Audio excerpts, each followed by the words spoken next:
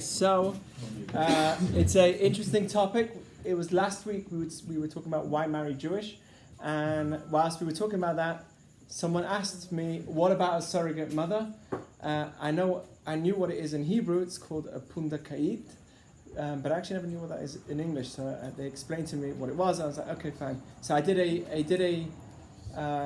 did some research and used a different teshuvah, which is a booklet that was written by a rabbi that actually lives here, and his name's Tzvika Reisman. He doesn't really call himself a rabbi, but he's written many extensive works and amazing analysis, especially in the world of healing and the refuah. Okay, so I'm going to just tell you what the question is, and we're going to go through some really interesting ideas. It's going to be a bit Talmudic. We're going to go a bit into Talmud, but it's going to be worth it because I think that there's something powerful that you can learn from this discussion. Okay, so the question is, what is the status of a surrogate mother? And I'll tell you what that is. What are the ethical dilemmas of surrogacy? Not just in Judaism, but in the world. The world is also very much questioning this idea. Everyone's in a big discussion about it. And what are some of the practical halachic discussions behind surrogacy? So what is the halacha behind it? And I'll explain what it is. Okay, so firstly, what I'm talking about is something called gestational surrogacy, also known as a full surrogacy, which the first time it happened was in the year 1986. Okay, so 1986, that's over 30 years ago. This was the first time they did a surrogate. Now let me tell you what that means. It takes place when the intended father's sperm and the intended mother's eggs are processed using in vitro fertilization. Vitro means glass. And basically they would put it into a certain glass, which was the body temperature of a human being. And that way they would be able to combine the egg with the sperm and eventually form an embryo, which is very small, smaller than a dot, 100 times smaller than any dot that you would be able to write on a page. And they'd be able to extract that from the glass and put it back into the womb of the mother. And with that, she would be able to now carry the baby. Now, what they would do is they take an egg from an intended parent and a sperm from the intended parent, either because they couldn't have children for whatever reason it is, and they'd put this embryo in a separate woman from a different place. Okay? So this, the embryo is then... Welcome, Tzaddik. So the embryo is then implanted in another woman, and this woman is called a surrogate. The surrogate now carries the fetus for 9 months. She'll be pregnant for 9 months. Regular pregnancy, but she is genetically unrelated and has no DNA, gives no DNA to the child. She acts basically like an incubator for holding this baby, but she has no connection to the baby. This child is actually completely a DNA of the intended parents and the intended mother. Does that make sense to everyone? Everyone get the picture? Because it's important. If you don't understand what this is, we can't continue. Everyone get it? Okay. You've got the intended parents and the mother, the lady that's carrying this baby, she's called a surrogate. Okay? There are two types in modern day today. There's two types of surrogacy. Never used to be like this, much more today. There's basically, they've narrowed it down to two types. Either it's done commercially or for altruistic reasons. Altruistic reasons is when I'm not taking pay. I'm doing this for free because I believe in you, either because I'm related to you or because you're my family, I care, or because I believe that you should, I know what it's like to have a kid and I want other people to have kids too. So for altruistic reasons, they will not take a pay besides for the cost of medical needs and just the cost of carrying the baby, but nothing more. Just the basic costs. That's called altruistic surrogacy. And the commercial means that they're actually taking a lot of money, up to around $80,000 to carry a baby for someone else. Okay, for another mother and another father, around $80,000 they make for each pregnancy that they go through. Okay, so that is what we call commercial surrogacy. If you look here, I've got a map of the world, okay, and on this map you'll see that any light blue, right, or dark blue, or red does not, right, which is basically most of the world here, right, red, dark blue, and light blue do not allow. So most red bans it completely. That means you can't even do it for altruistic reasons. And light blue says you can only do it for altruistic reasons. And dark blue says it's only for gainful and altruistic reasons. So you only have a very small percentage of the world which actually legalizes it for both commercial reasons as well. Most of the world does not allow this done commercially because there's many problems that come out of this. Okay, and for that reason, commercially, it's not so simple to just get it done. That's why people have it done in India or in certain countries around the world, because it's not that easy to have it done in the countries that we live in. Okay, unless it's for altruistic reasons. But even that, it's not so. So I want to show you why this is an ethical problem, why this is a challenge. Okay, now many say this is a claim from the Greek Orthodox Church. You're playing God. You're taking a sperm and you're taking an egg and you're putting it in a different butt. You're playing God. Don't do that. Okay? So that is the claim of the Greek Orthodox Church, and they're very against. The feminist movement's very against it because they're saying it's a form of exploitation. You're paying women and to use their body. It's a form of exploitation. They're very against it too. Many have said it's caused major amounts of human trafficking. People are being stolen, and they're using their bodies to carry. And they make money from this. People are making money off other people because of human trafficking. This is a real problem going on. It causes enslavement. It's a typical domination of the wealthy over the poor. Only people with money can do it, right? A disconnect during pregnancy. What happens to the baby is that all of a sudden you get this baby. It's yours, yes, it has your DNA, but for 9 months you didn't go through the pregnancy, you didn't go through all the pain, you didn't go through the birth. So there's this certain disconnect that the child has from his real biological parents because they weren't there during the whole process, right? Does that make sense? So there's a claim that you're manufacturing children. It's dehumanizing to children. You're making them feel like they're not humans anymore. You know, it's easy. We can just send it off to the labs and start manufacturing children. What do you think that does?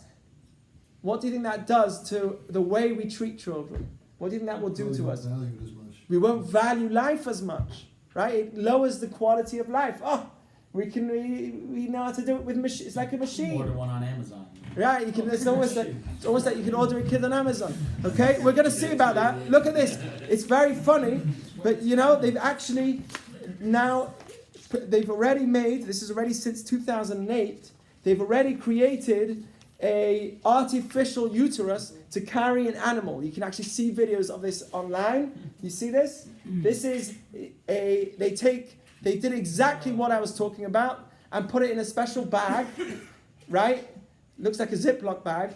And in that bag, they literally are able to grow from nothing, from just the eggs of the egg of the female and the sperm of the male, and they've literally grown a living sheep out of this. They've done this. Okay, so they're able to have an artificial womb, and they're talking about having an artificial womb for humans very soon as well. So that means that somebody who feels like I don't want to have a baby in my body and grow through 9 months of having a baby, I can actually use an artificial womb to do it for me. I can carry on with my work, I can live my life the way I want to, and have a regular child without having to go through the process of pregnancy. This is something which they're actually talking about having done. Here, there's even pictures of what it may look like in the future, having this in your house, right? This is a made video. You can see this video on YouTube, and they explain to you how it would look like in the future. And we're talking about 10 years. They've already done it. Which I think the biggest concern is currently is the ethical problems that come out of it, and we'll talk about the ethical problems that come out of it, which is why it's being held back.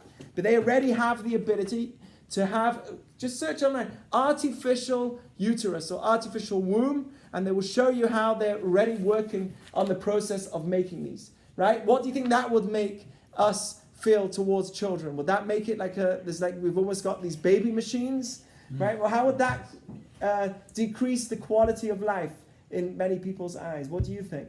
Right? Of course they've done studies where they compare the babies that were born in vitro fertilization in the surrogate. We're going to see cases where this has happened clearly. Even today, this is done hundreds of times a year, and we're going to see clear cases. So I want to show you a few cases where this has caused many problems. So I've just showed you some of the ethical challenges of surrogacy. I want to show you, obviously, the benefits, right? We're talking about a scientific breakthrough, a new opportunity, somebody that can build a family. They couldn't build a family their whole life. They've been waiting for 20 years, 30 years. They can't have children, either because they're not able to hold it. The Talmud says, listen to this, 4 people, according to Judaism, are considered like they're dead even though they're alive. 4 people, even though they're alive, they're considered like they're dead because of the pain that they're going through. One of them is a very, very poor person that can't survive for the next minute. Somebody who can't, ani, a real poor person, he's chashuv kamet, he's considered, if he recognizes his poverty, consider that moment, that pain, is I'm dead, I'm worthless. Okay? And the second is a metzorah, which is somebody who has leprosy. It's a different discussion. We'll talk about that another time, but that's also when somebody he's left completely outside of his community and left alone because it's so contaminating, right? That excommunication is a form of death for that person. Okay, then there's also a summa. A summa is someone who's blind. Someone who's blind, who's not able to see. Also, that pain and the suffering of the lack of ability to see is almost like a death for that person. It's a pain that can't be one of the 4 things. And the last one is misha en lo banim, someone who doesn't have children. That is so painful. It's considered to those that don't have it like death. And let me tell you, we always talk about people trying not to have children, but we don't talk enough about people that try to have children. And there's many that do, and their pain is something which we can't even understand. In the Jewish community, there's a major organizations which help with IVF and so on to help the people go through because it costs a lot of money. But there's an amazing, they say, it doesn't say here somebody who's not yet married, right? Who's waiting to get married and they're 50 and it doesn't say, it says, Misha en lo banim. The pain of being married and waiting and waiting and waiting for the next stage to have a child is something which can be people think it's just a switch. I want a kid. Yeah, I'll have 4, I'll have 5, I'll have 6. It doesn't work like that. It doesn't always work like that. Some people have tried for many, many years and it just can't have. And what do you do? Was something wrong with me? What's wrong with me? This was my dream eventually, right? No one wants to leave this world. Most people that I know do not want to leave this world without having at least a kid. Everyone here imagines themselves at some point as a grandparent, a grandchild, right? A great-grandparent at some point, right? So most people do imagine themselves as at some point being able to have a family. Right? I want to work. Why do you want to work? So I can build a family. Most people will tell me that. So the concept here is that it's painful, and this is a scientific breakthrough that can help people that can't have children. Wouldn't that be nice? So there's this big dilemma on 2 sides of what is a big problem. Let me just give you some examples, okay? Here is what we call a famous story of a baby. This is baby Gami, okay? She was a twin and she was with Down syndrome. And when they found out the original parents, she was actually, the surrogate was in Thailand. She was born to a surrogate in Thailand. And the parents were from Australia, okay? And the parents took the healthy baby and left the baby with Down syndrome behind. They didn't take it back. Well, I didn't go through the pregnancy with it, and I didn't give birth to it, so they took the healthy one and left the Down syndrome child behind, and until there was a huge movement online where millions were fundraised, this was all over the news, and eventually they got this baby as well, a passport, and ability to come back to Australia. Okay, so that's one story. The parents didn't want the baby. They didn't want the baby, but the surrogate wasn't ready to grow up this baby. So somebody else in Australia decided to adopt the baby. Well, I don't know exactly what happened, but they did this major fundraising campaign. What I understand is that they gave it. What I understand is that the people in Thailand who are the surrogate really was the one that started the whole campaign. and she, you can search baby gamia. You can actually see this whole writing that I wrote is online. You can get it on our website on ishlit.com. Okay, so you've got also another story with baby Manji. Okay, this is baby Manji, and the father's a doctor. They did a surrogate. Again, their story was in India, I think. Yeah, an Indian surrogate. They're from Japan. And this story was crazy. They got divorced a month before the surrogate gave birth. Now, the mother said, I don't want anything to do with this. We're divorced. We're not together anymore. I don't want this baby. And the father, the doctor, he's a doctor, he said, I want the baby. It's my child. So he flew in to India. And the crazy thing is, Japan said, it's not our baby. And India said, it's not our baby. This is a surrogate. It's from Japanese parents. So India wouldn't give the baby a nationality. And Japan said, we don't want it. It's an Indian baby. So Japan didn't want the baby. So now you've got this child, this poor brand new child that's just left without any identity, without any place to go. Isn't that crazy? So for months, and what got crazy is this doctor lost his visa. And because after a certain amount of time of being there, trying to fight for your child, he lost his visa. And he had to go back to Japan. He sent his mother, who was a very old lady, who couldn't speak a word of English. She only spoke Japanese. And he sent her to be the one that would take over the child for the time that he was able to get another visa to come back. And eventually, after many months, he was able to bring that child. Here's the Balaz twins, similar story from Germany. And this was one of the babies. It took 2 years for the parents to have this child. They were 2 years in India, same story. India said it's not our baby. And Germany does not, they say a child is only a child by birth. There's no such thing as a child that's not by birth. A child is if you gave birth to it, that's your child. And Germany said we refuse to give it a nationality. So here you have 2 kids, twins, that were left in India. For 2 years, they were fighting over trying to bring them back. This was in 2008. 2010, they brought them back to Germany. Isn't that crazy? So here you have a real human crisis, not just for the parents or for the surrogate that's carrying it. There's 3 people involved. There's also the child. What's with the child? What nationality is it? Is it the mothers or is it the surrogates? And this has left a lot of confusion around the world currently because of what's going on. These cases didn't set like a precedent for future cases. Yes, it for that. did, right? Yes, it did. For this reason, people. But for this reason, countries. Right? That's why I was telling you that countries have basically banned commercial. They basically banned it. Commercial surrogacy. You know, commercial is not okay in most places of the world. And it's actually it's okay. In I think in California, they just banned it in New York. In California, it's allowed. It's like one of the only places. Because people. In New York? Yeah, I think so. It's pretty crazy. Only for altruistic reasons. Like Here, Arizona. it's legal in parts. No, it's actually there's no legal regulation in California alone.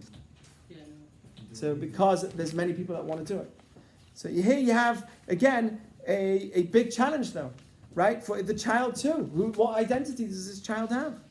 And this is a problem for the future. So by the way, because of this, they also say today most places would say you can't do it for no reason at all. If you're healthy and you can have the pregnancy yourself, then you can't just go and use a surrogacy. We're talking only in the case of serious medical reasons or for serious inability, infertility. So then they'll say, okay, you can do it, but not in any reason for any reason that you think of. Yes.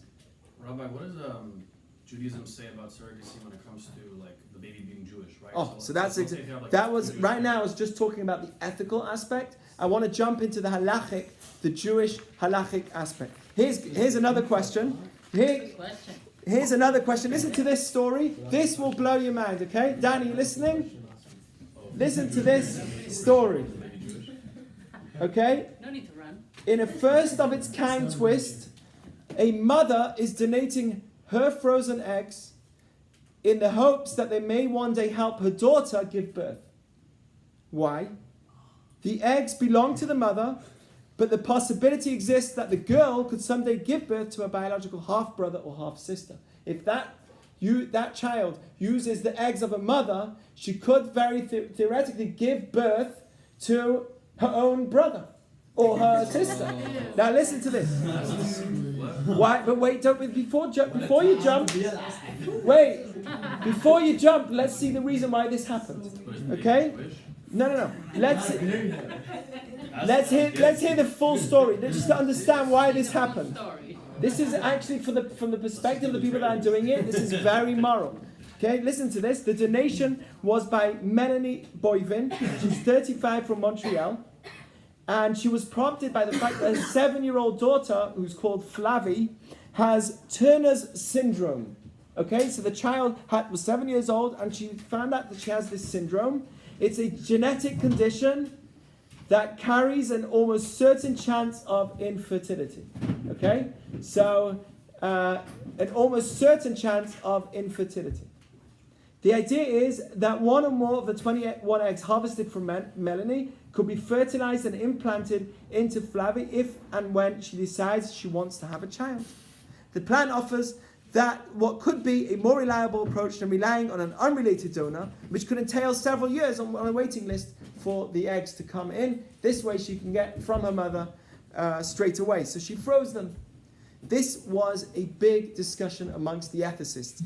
Bill Allen, a famous ethicist, director of the program Bioethics at the University of Florida, says that he sees no inherent ethical problem in such a situation.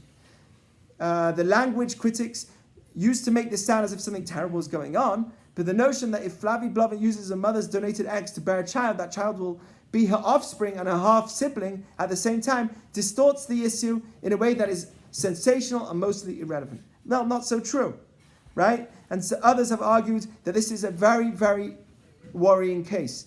The weirdness is like, Yeah.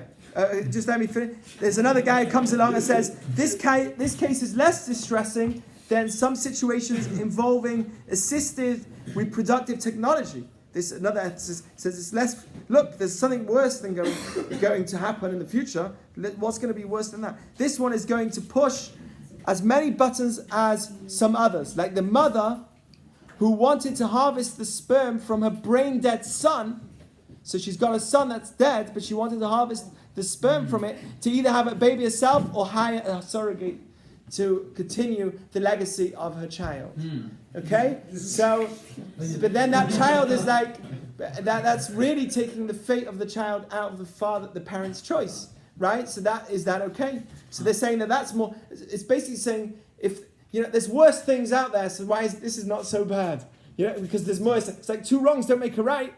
So there is a crazy, crazy situation where it's confusing. It's really, really confusing. So the question really is, what dictates the parent of the child? The DNA or the birth? That is the halachic discussion that really questions Judaism, and it questions Judaism very much. What happens if who's Jewish? Is the child Jewish? Let's say the eggs and the sperm is from Jewish parents. But the surrogate is not Jewish. Do you think the child should be Jewish then? Yes. Yes? Okay, so the child should be Jewish then. According to that, yes. That means that if the surrogate is Jewish, and the egg donors and the sperm donor are not Jewish, right? The surrogate's Jewish, but the people that are giving the egg and the people that are giving the sperm are not Jewish, then the child should be not Jewish too. It's completely relied on the eggs, according to what you're saying. No, not. No. So according to that, it's completely fine. Wait a second. According to that, it's completely fine. It's completely fine for this daughter, ethically in your eyes, to carry the baby of her mother, because it's not her baby. It's her mother's baby, and it's a real sister or a real brother. It's not like she's giving birth to a half sister. No. She's giving birth for her mother instead. She's just acting as an incubator, carrying. According to you, that's completely fine. That child will not be a half sister of hers, or that child will not be a half brother of hers. No, it would be. The question is, What do the sages say? It won't be somewhat of a child of hers. the question is That's whether completely it's, ethical.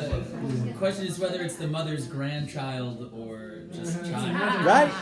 Right? According to the one that says it's completely according to DNA and nothing to do with the birth process, then you are saying now that child that's born... had to do with DNA, I would say. What? Yeah. The other thing is a choice. If they choose for it to be their child or whatever, that's like based on the relationship between the people involved and whose choice it is to be. I don't think it's based on DNA. Yeah. I think If your Judaism- father's not Jewish and your mother is, you're still considered Jewish. Yeah, But that's that's just just because that's, DNA is that's passed. just the Jewish. There's DNA. a jar and more, but We could be having. I think we could be having the same discussion if it was just a Jewish mother's egg and a goyish sperm. yes, And you put it in a thing and into a non-Jewish surrogate. Kid. yes. Is it a Jewish kid or not? I think the answer is yes. And I would ask at least, when is humanhood granted to? Exactly. Now here goes. I want to show you the training thought process. This is the question that these big rabbis are being asked. Now here's a real story with a Jewish family. The mother got sick. She got the cancer. Rahmanan litzlan lo alenu. No one should ever get sick. This lady got sick and she got cancer. And they told her with chemo, there's no way that you're gonna be able to have children. Never had children. Newly married. Never had children. She's gonna have to go through chemo. And the minute that they do it, it will destroy, most likely, her ability to have children. So what she did was she froze the eggs, and she hoped, with the hope that she'll get better. She got better, and now she wants to have children. So this is a very legitimate question that she sent to the rabbis. I want to have children. And isn't, according to Judaism, a mitzvah? What's the first mitzvah in Judaism? To be fruitful and multiply. So isn't there a mitzvah to do it? I want to have children. Can you help me? Is this the right thing to do? If I use a non-Jewish surrogate, or if I use even a Jewish surrogate, is it ethically right in Judaism? And will my child be my child, really my child, according to Judaism? What is it? So what's the Jewish view? This was a real question to happen. Okay?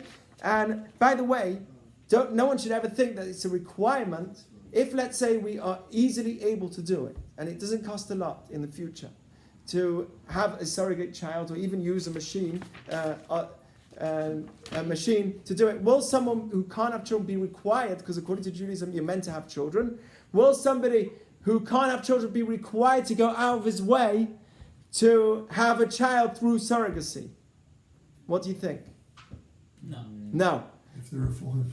Well, what's that to do with it? You're on video, man. So, wait, depends. If you're reformed and you like children, so then yes. If you're reformed and you don't like children, and then no, whatever you feel. So wait a second. But really, truthfully speaking, okay, that was a joke. Okay, joke.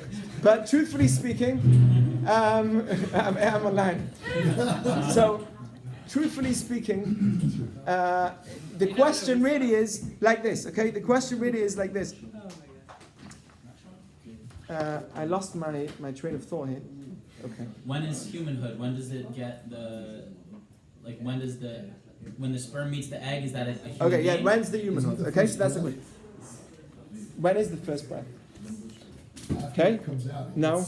Well, it gets it's true, but then there's also it's getting its oxygen through the mother, and it's a living at a certain point in the womb. You know, by 9 months or 8 months. Or 8 months and 3. At some point, this is a thing, right? So it needs to be thought about. Okay. Does Judaism believe in the problem of playing God? And the answer is no. How do I know? Because having children naturally is also playing God, right? You're having 3 partners involved. Who is involved? Your mother, your father, and God. So you're playing God by having children in the first place. Shalosh shutafim ba'adam. Plus, the world that we're in was created for us to perfect, to make a better place. Okay, so we were given certain things, right? It's the famous question that Rabbi Akiva was asked once by Turnus Rufus, one of the people that tried to eventually killed him. Okay, he said to him, "What's greater, the deeds of God or the deeds of man? What's greater, God's actions or mankind's actions? If you say God's is greater and anything that God does is much better than man, then how can Jews ever do anything? How can you change? How can you have Brit Milah? How can you have change in any form, in any way of who you are? How can you expect to perfect yourself? God has created you the way He created you. You shouldn't clothe yourself. you shouldn't do anything. Right? If that's, you should be the ultimate naturalist if you believe that God is a greater deed than yours. And if you believe mankind's actions are greater than God's, then you're a heretic. You're better than God. Doesn't make sense, but you believe in God. So how can you be better than God? So Rabbi Akiva went running. He says, 1 minute. And he goes, is everyone with me on the training process? He goes running and he gets him a stalk of wheat. He gets him a stalk of wheat and a grain or whatever it's called, and a stalk of wheat. And he gets him a cake, a beautiful cake. And he says, you tell me, what's better? The act of God, the wheat, or the act of mankind, the cake? What do you think's better? Both. You have to take what God gave you and take it and create something. Okay, so that's the real essence of what we're here in this world. We do not believe in the concept of playing God. Actually, we're in this world to improve it, and that's exactly what God wants us to do, is to play God in this world. Take what he gives us and improve it and make it a better place. Improve ourselves, improve the situation. That's not anti-Judaism. So that's not a concept that we're against. But let's look into the halachic ramifications. Let me give you some of the Talmud and some of the ideas, and then we'll come to a conclusion. I'm not answering the question for anybody, and I don't have the authority to. This is a very, very charged topic, and it's only if anybody ever has, chas v'shalom, God forbid, a situation where they are questioning this, they have to in each case has to be studied separately on its own. Okay? So, by the way, before we even start answering the halachic issue, I want to make another point that Judaism, according to Judaism, automatically most of these ethical questions are solved, because we already only allow such a thing of taking out the seed for the sakes of IVF only in a situation where you know for sure it's gonna the family are either unable to have children, they have a medical reason that they're unable to have children, and they've not done the mitzvah of having children yet. Okay, so they've not had the mitzvah of pruvu yet. So in that situation, then there would be an allowance for the IVF process to happen, because IVF is very gray area. It's not so simple going through IVF according to Judaism, because it's a form of actively wasting seed. So that's not something which we allow just straight away. The only reason why we allow it is because you are using it for reproductive purposes, but at the same time, you're actively wasting it at the same time. It's a gray area. IVF in itself is a gray area. I don't want to get more into the concept, but IVF in general is a gray area, and for that reason, it's only allowed in a space where this person really needs the child. Not just because I don't want to ruin my body and I don't want to have myself. It's not an ideal situation. And because of that, already it solves a lot of the ethical questions. It solves a lot of the problems. Just by knowing that it's only allowed in certain areas when the parents really need it. Well, what happens if the parents really need it? Do you think they would disregard their child if it's a sick child? Or if they are waiting for 30 years for this child, right? Their willingness to keep it and hold on to it is going to be much stronger than any other person. Okay, so we really hold it down to a situation where this family really can't have children, and it's been a while, and this is the only way that they would be able to have children. Okay, that's the only time where it would be, yes, it would have room. Who is this deciding body? Because there's so many different ideas in Judaism. If, for example, it's the Orthodox community that made this decision, or Orthodox rabbi. But it's not like they're just making a decision up. They write extensive writings, pages and pages and pages. It's not like I just said, this is a modern topic, right? I know, it is a modern topic, and I'll show you that even so, the question of IVF is nothing to do with, that's the first stage. The IVF is just taking out the seed of a man for the sake of reproducing, okay? That in itself is not always simple, okay? Because it's gray area.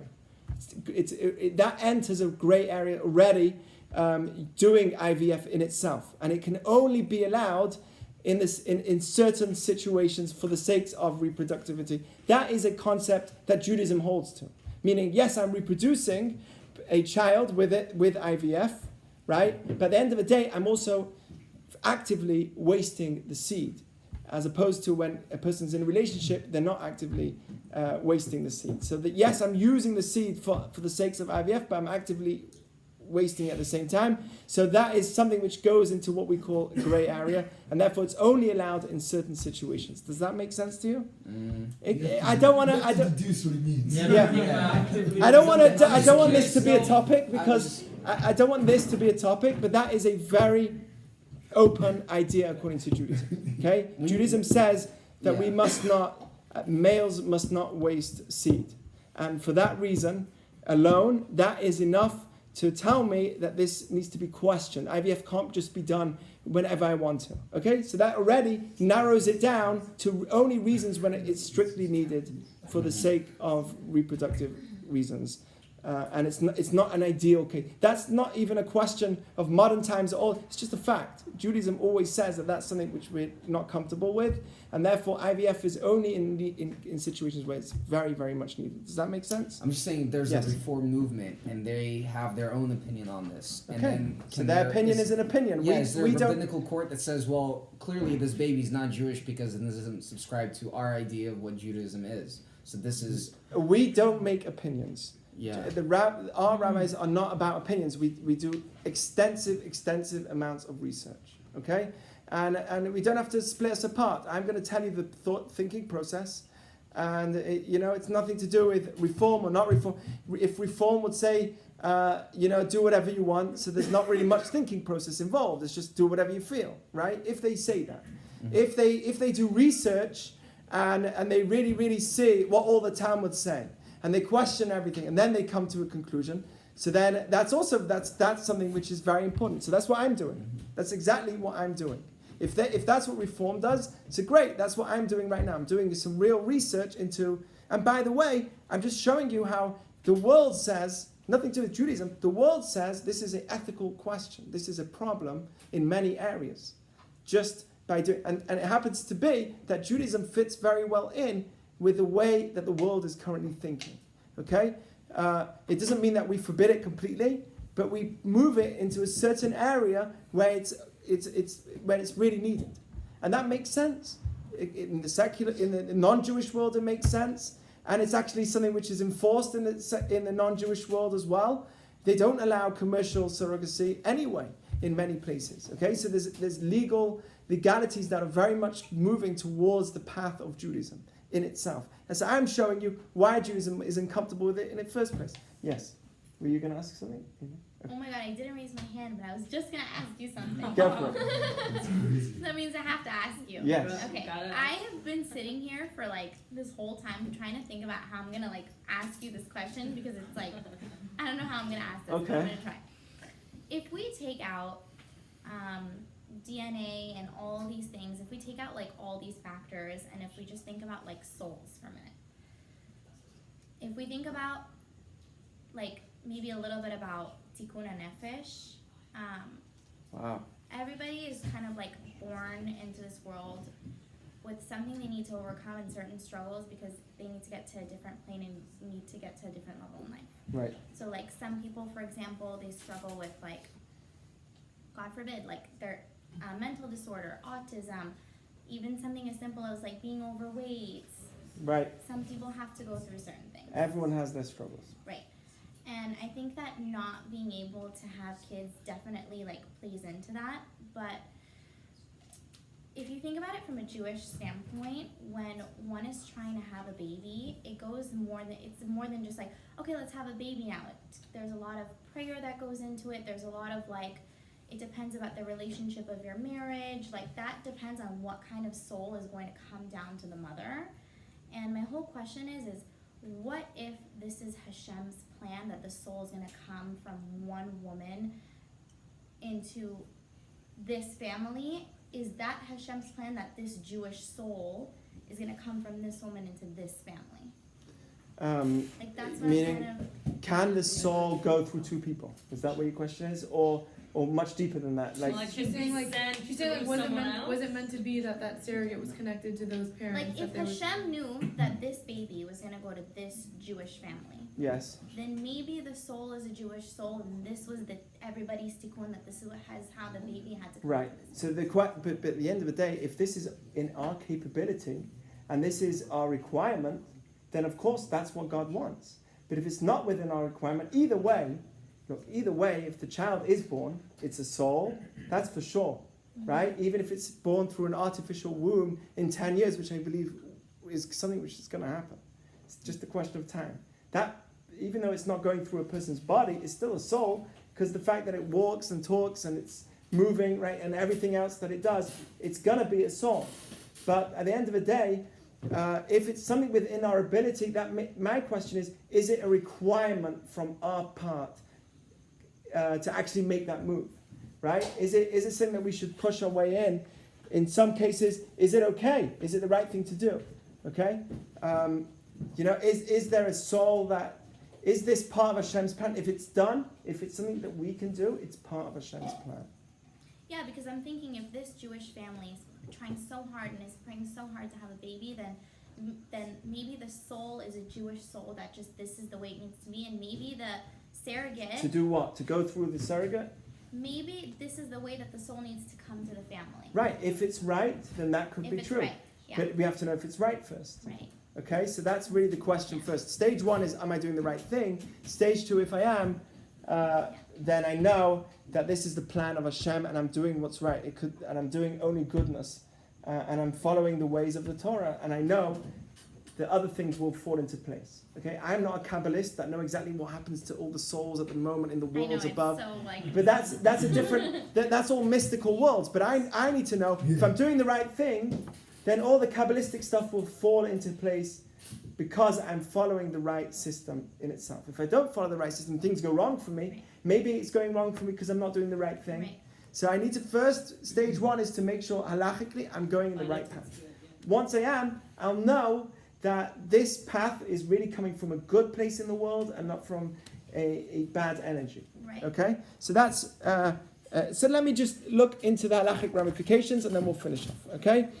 On the one hand, here I wrote it down, it's the intended parent or egg donor that should be the mother, since she carries all the DNA.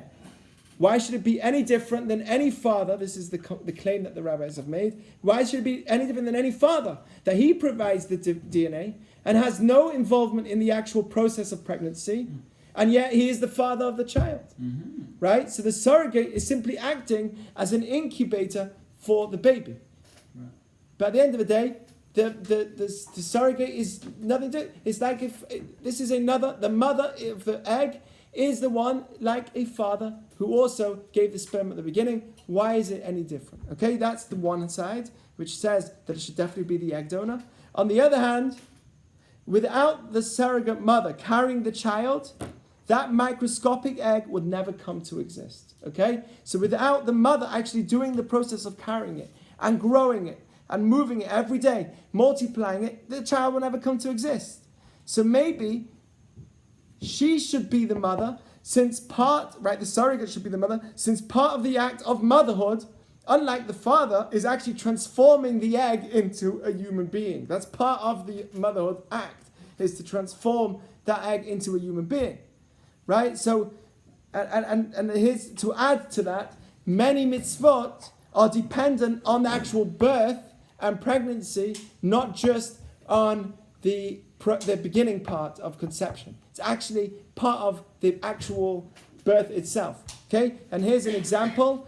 There are a number of examples, like Pidyon Haben, redeeming the firstborn. So if you have a firstborn, only if it's born, then would you have a requirement to redeem it with the Kohen? There's a whole process, but that's only with birth, right? After 40 days. So that you see that there's a certain aspect of Judaism which definitely applies to the birth process itself, okay? So here you have the two sides. Either it should be after the mother of the egg donor, because she's like a father, she's like anything else, or it should be after the second mother. She should also be a mother of this child, because she is the one that carries the baby and does the process like mothers do. Okay? This is an answer, like you were saying, that one of the great rabbis of today, he's 91 years old today, but he wrote in his Teshuvah, in one of his books, his name is Rabbi Moshe Sternbuch, and he wrote in his book like this. He wrote in his his question and answer book called Shuvot V'Hanagot, he wrote like this. Yesh ladat, the person should know. All of the discussions in the rabbis about surrogacy are only logical, and there's no proof either way, like you were saying. And therefore, there's no roots in the Talmud because this is a new phenomena. And therefore, we have to be stringent in all cases of a surrogacy, which means that if the child is born from a surrogate mother who's not Jewish, even though the egg donor is Jewish, and even though the sperm donor is Jewish, at the end of the day, we need to treat the child like they still need a conversion, and they will still need, because we have to go on the stringency of both sides, because we are not capable of making up our own logic. And for that reason, we will have to go according to the stringency of both sides. If the egg donor is not Jewish and the surrogate's Jewish, again, the child will need to go through a conversion. Either way, this child will need a conversion. So all three needs to be Jewish. If Sperm, egg, and... Yes, if you really want to make sure that there's no need for a conversion. Okay? So that's why some would say, if you want a surrogate, try and get a Jewish surrogate and Jewish parents, and then you're good to go. You're guaranteed that the child's Jewish. True, good point. Because of the stringencies, because we're not able today to make up our own laws based on what we said we're not great enough to make up our own laws. This is what Rav Moshe Sternbuch says. Yes? Question. So if you do go through a conversion, right? Obviously, there's sometimes situations where you have to go through either a Christian one or whatever it may be.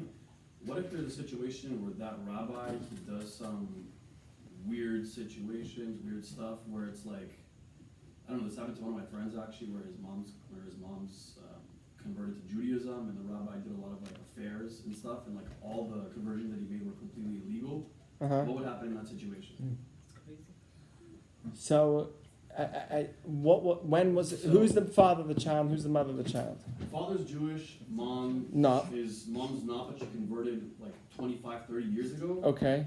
And a lot of the situations happen where some rabbis in the community, they say, yeah, the kids are Jewish, the kids are not Jewish. Like, what do you say about that when it comes to this? If somebody converts and to Judaism, they are, before we even jump to the rabbi, if somebody converts to Judaism, they are 100% Jewish. And that's period. The question is, how do they convert? If they converted with a bit din, and that's why, according to Judaism, you're not allowed one rabbi alone to do a conversion. You don't do it with one alone. You need a few in the bet din. You need a real bet din where they sit and they decide if this person is ready to accept Judaism. If it's a real conversion, that person is 100% Jewish.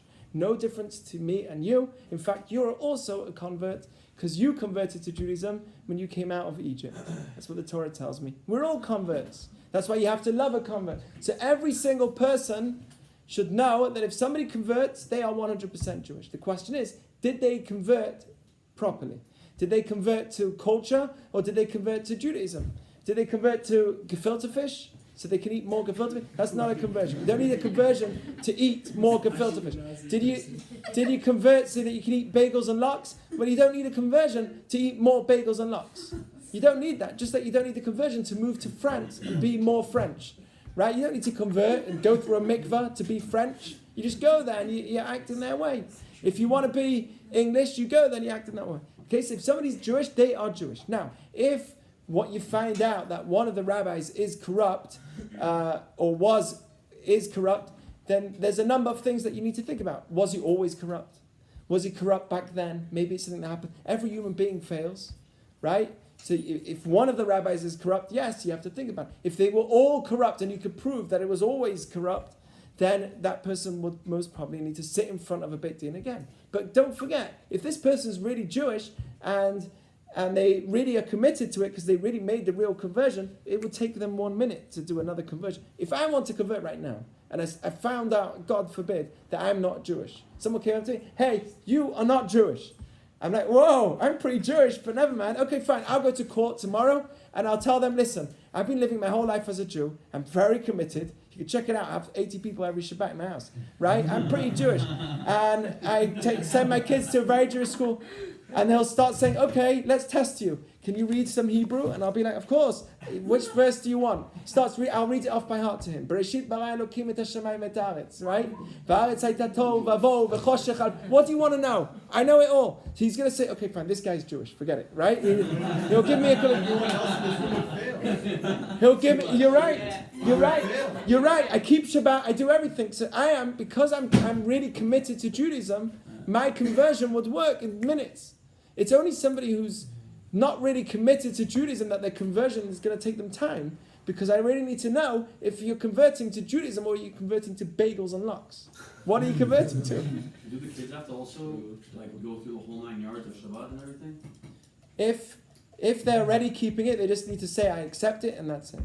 If they're not keeping it, so then it's a different process. But why would they not be keeping it if they made a real conversion?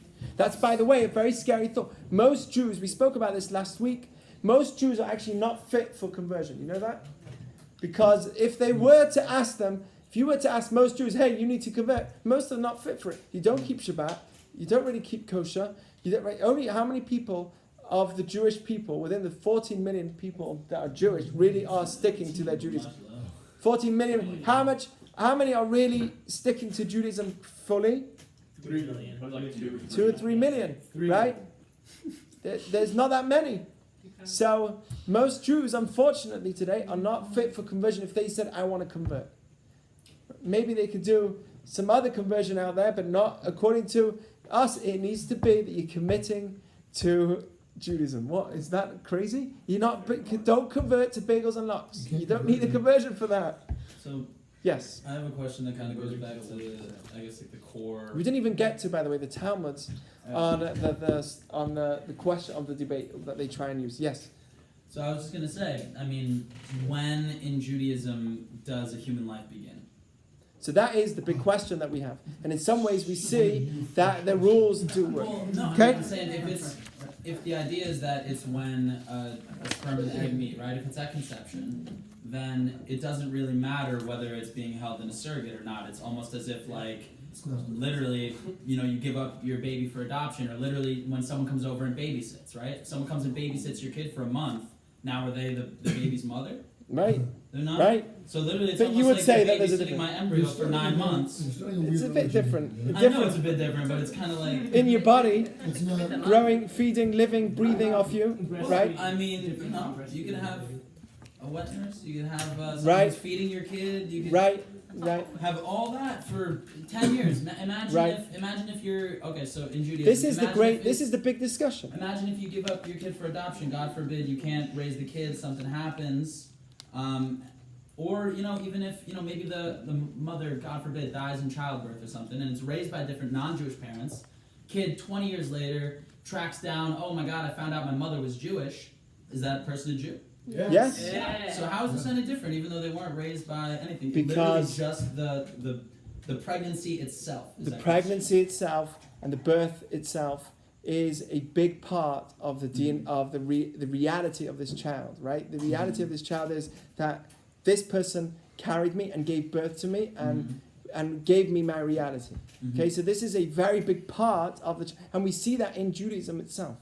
That although yes, I have the DNA of my father, right? But motherhood is a 2-part process. It's one, holding the egg and connecting it, but it's also giving birth to it and going through that process in itself. Well, if we were Let me give you some examples, okay?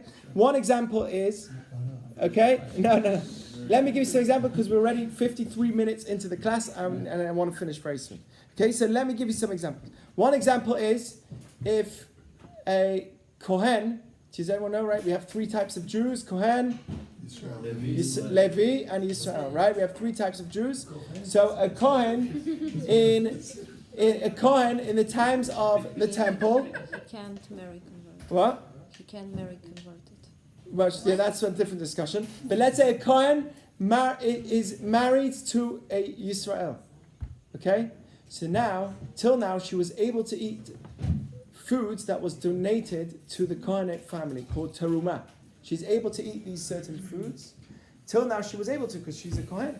But now that she's married to the tribe of Yisrael, she enters that tribe and she can't eat teruma anymore. Teruma doesn't exist anymore, but it used to in the times of the temple. Okay, so this food that's donated to the Cohen family, she can't eat anymore. Right? What happens if she gets divorced without any children? If she has no children, she goes back to her father's home and she goes back to that tribe and she's a Kohenite again. She's a Kohen again.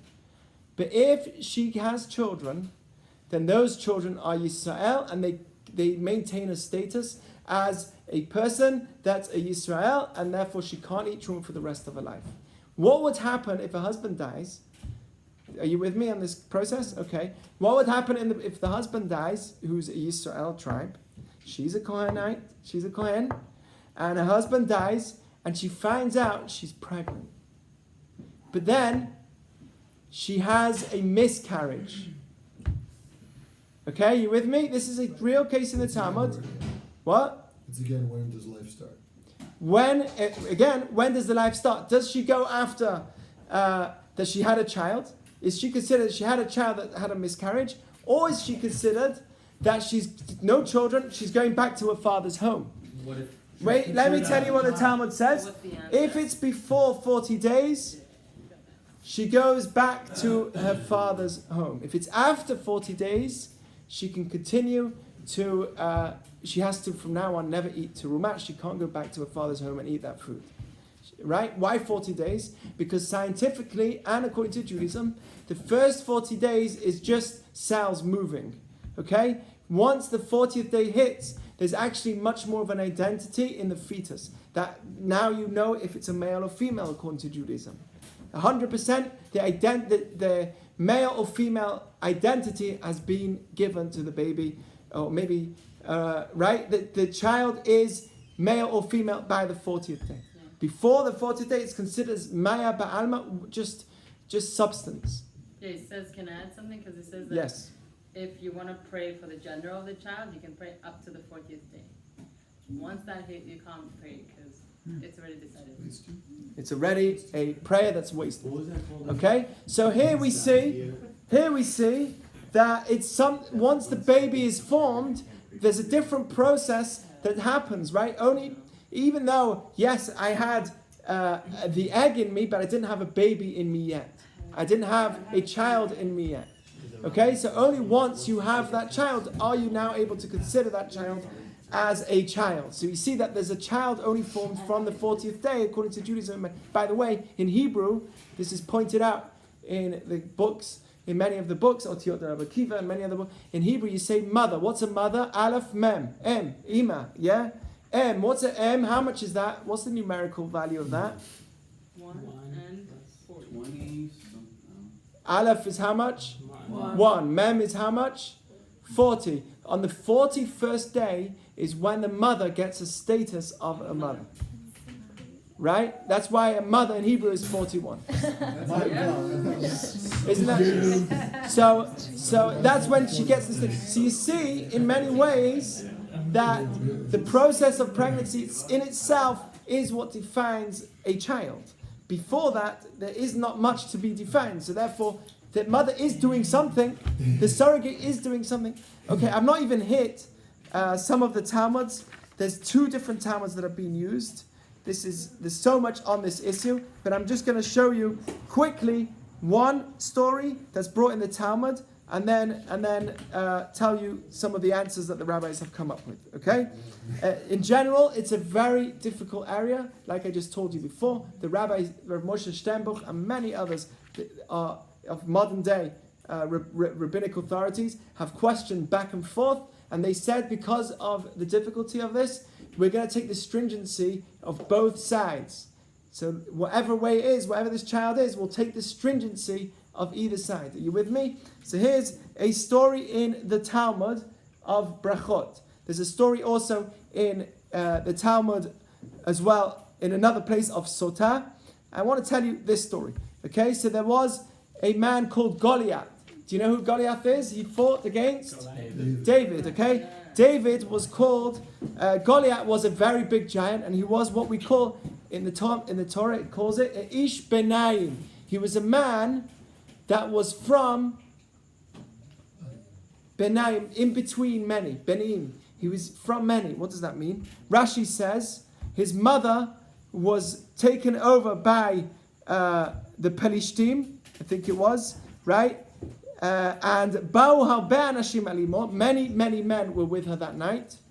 B'layla echad v'nit abra min echad, and she got pregnant. According to Rashi, the opinion is she got pregnant from one of them, but she didn't know who it was because so many were with her. So therefore, this, as a derogatory term, this man Goliath was a child of someone that he didn't even know who his father was. Okay, so that's one opinion. Tosfos says no. Do you know what it means? This is another opinion in the Talmud, who says, and he brings another Talmud clearly, that he says there's such a thing that a woman can come pregnant from more than one man. Meaning, not just, this is actually in science, is called chimera child or a super fecundation. Excuse me, I can't even pronounce this.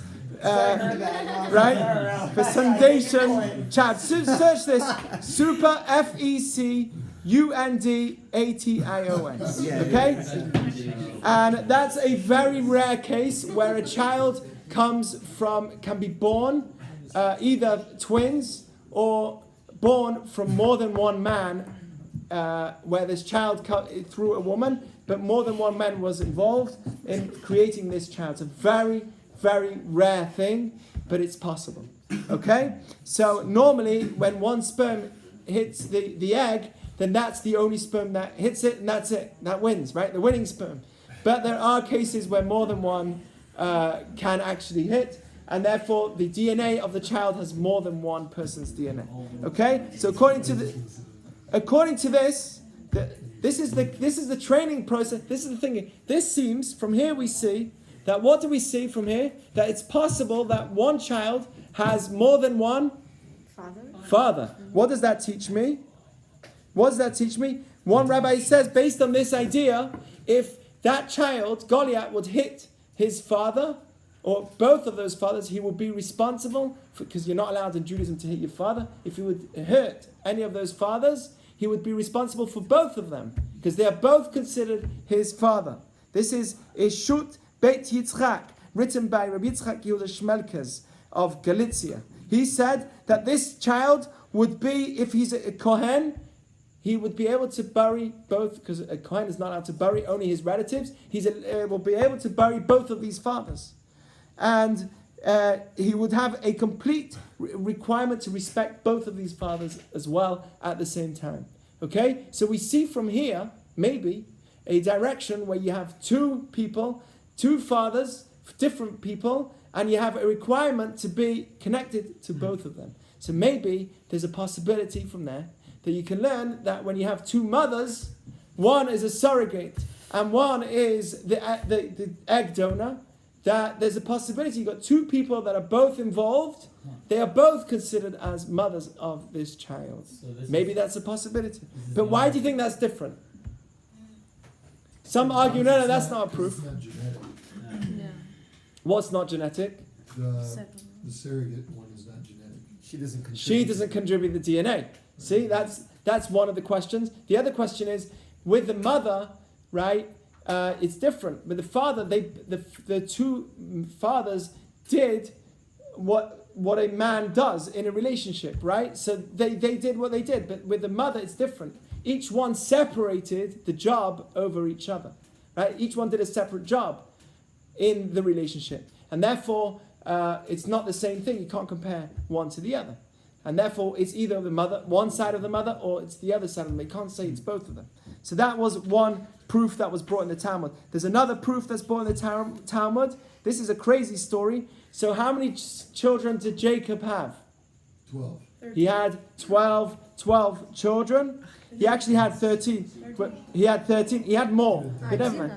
So there was also someone called Dinah. Does anyone know about Dinah? Yeah. Okay, so basically, Leah had her children first. Rachel and Leah were the two sisters, and they were the first wives of Jacob. It was ideally meant to be just Rachel, right? Judaism believes in having just one wife.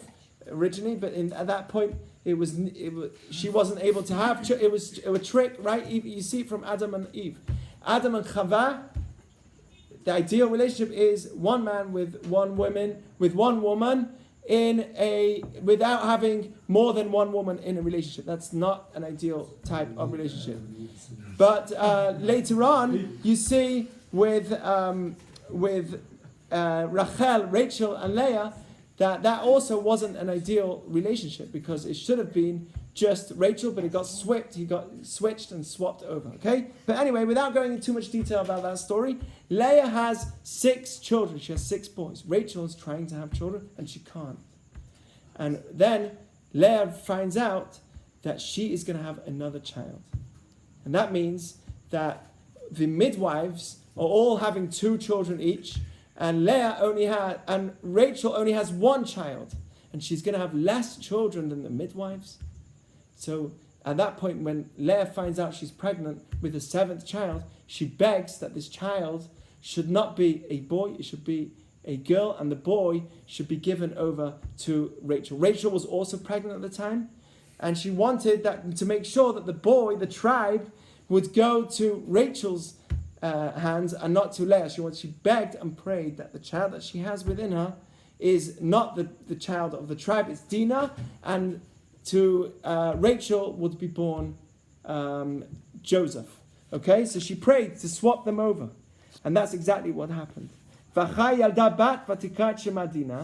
She called her child's name Dinah. Why? Because Dinah comes from the word din, judgment. She gave judgment to herself, and she said, wait a second, there's 12 tribes to Jacob. 6 are going to come out from me. There's 4 maidservants, and each one of them took 2.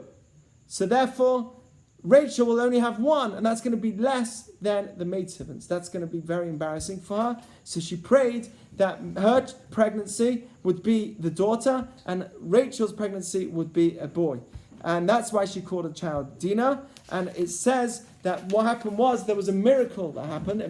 Miraculously, God listened to the tefillot, to the prayers of Leah, and he changed the womb that was within them. Miraculously, not only did they change they actually switched in their womb. He flipped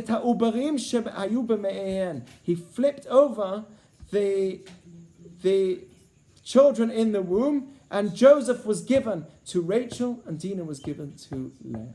Okay? So whether you understand this story or not, we clearly see a case where, right, whether you believe in this story or not, we clearly see a case where one was switched over with the other.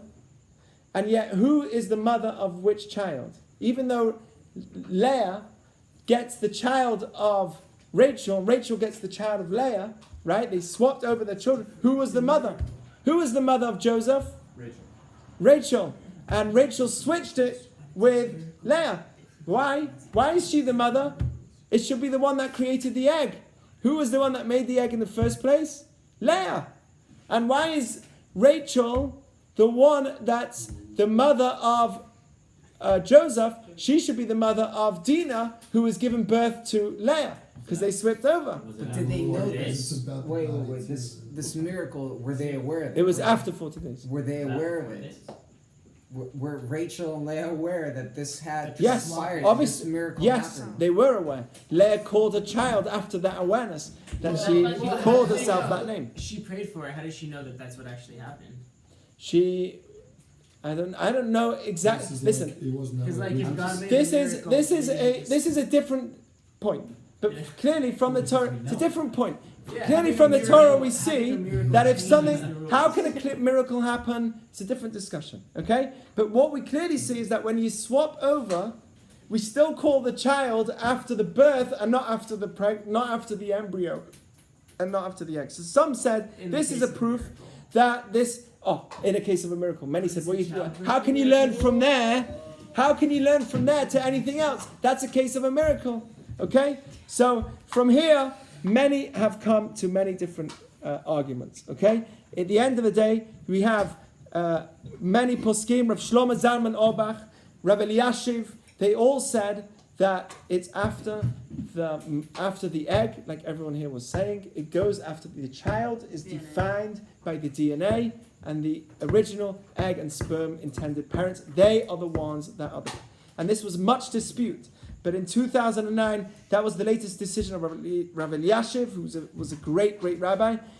He says the womb is an external part, completely like an incubator, and he actually published this concept. Okay, and so did many others. But we do have to point out that many came against it and said, for the future of the Jewish people, this is a real problem. Let me just finish off. There's much to say. I've been studying this. It's unbelievable. But I'll just tell you some, right? This is going to cause, they say, confusion of the identity of the child. And we know, according to Judaism, the spirituality can only rest in a place where a child is really identified and knows exactly who his parents are. When there's confusion in the child, it's a very difficult case for that child to have a strong sense of spiritual connection. Okay? This is a clear thing that's been said. And it says it here as well. There's many rabbis who said, there's one rabbi who said, I think it's for sure the egg, but at the end of the day, what can I do? I'm an old man, and many have come against it. And, I understand that there's a big danger here, and it's something that should only be done in certain situations, in dire situations. Here, כדי לשמור שבהמשך כשתתקדם הרפואה יהיה גבול. We need to be careful now to make sure that in the future, when this is rabbis that are not alive anymore, they said this. We need to be careful from now in the future when medicine keeps going and keeps growing and it keeps pushing boundaries, that there wouldn't be any unlimits to the boundaries that we make. Even in the way that we live in the world, who is Misha Guf Chashuv L'Mod, somebody who cares about his body and cares about his future, would not do such things because he wants to make sure that there's no dangers. This can cause many dangers in the future. And think about it. Look at this picture and tell me, would this not cause dangers? Imagine we have machines everywhere, incubators like this. Everywhere you go, you see these machines. This is a real concern. And for that reason, this is not allowed under all situations. Every situation needs to be questioned for itself. There's a problem also if the woman is married, if the surrogate woman is married, is this an illicit relationship? She's married to another man and she's taking sperm of another man to carry that baby for someone else. Is this considered an illicit relationship? Some rabbis say it is. Most say it's not. Rabbi Vadia said it's not. Rav Amar, you won't know these names, but I'll say it anyway. They all said that it's not. Many have said it's not. But many have said it is. It's a problem. Rav Shlomo Zalman Auerbach says you can only do it with a single surrogate. You can't do it with a married surrogate because you're having an illicit relationship. By doing that, you're forming a child that's from a relationship that they're not allowed to be together, right? So many have said it should be only done with a single Jewish woman to make sure that the child is Jewish. It's illicit if the egg is from another mother. Even if the egg is from another mother, that's a discussion. Okay. Rav Moshe Feinstein says no, it's not illicit because you're putting the embryo. You're not putting the seed of the other man. You're putting the embryo into her womb, and that's already formed. So now that person's going to carry the baby. That's not called an illicit relationship. Others say no, it is because they couldn't have been together, and now it's the child that's being formed is a child that's coming from a relationship that would have been forbidden. So there's much thought about that. But to cut it out, in general, we must have what we call stringencies. And many have said this is going to cause lots of confusion in the identity of our children because we won't know who the mother is. Maybe it's going to be a half brother, half sister. It's going to cheapen the value of life. There's many dangers that they're seeing that are going to that could come out of this whole thing. And one needs to be aware, and therefore only under certain situations is this something that's allowed in general. Okay, so that's really the answer to the whole surrogate discussion. What's The answer is it's a good question. The answer is it's allowed. We take the stringency of all circumstances. Best to have done it with a single surrogate that's Jewish. So that way you know that your child's for sure Jewish. If you do it with someone that's single, so that way you know that there's no question of an illicit relationship, and therefore you're guaranteed from all sides. And even if you do it that way, you still have to question and ask, find out from a Rav, and they would ask a greater rabbi and a greater rabbi, right, to find out each case by itself if this is something that should be done. Okay? It has to be altruistic. It can't be for monetary compensation. No, that's not a question. But if it is for monetary if it's done commercially, that's okay. But at the end of the day, it has to be with a real agreement, and the monetary responsibilities have to be agreed upon. And whoever says that they would look after that child and commit to that child is the one that needs to commit to that child, right? So they have to commit to that commitment. But like I said before, if you're ready. We finished. But like I said before, if you're ready only doing this because you're waiting to have a child, then most of the commercial surrogacy problems are not going to be in place. Because this couple is really waiting for this child. Most of the problems fall apart. Okay? Does that make sense? Good? Okay, so thank you, and hope you enjoyed it. You can find this class online. It's on our website at hlit.com. Question of the week, and I'm going to put the video up too. And you can find all the quotes and much more. I didn't cover everything, but there's much more there. Basically, the class in general. So thank you for listening. Thank you.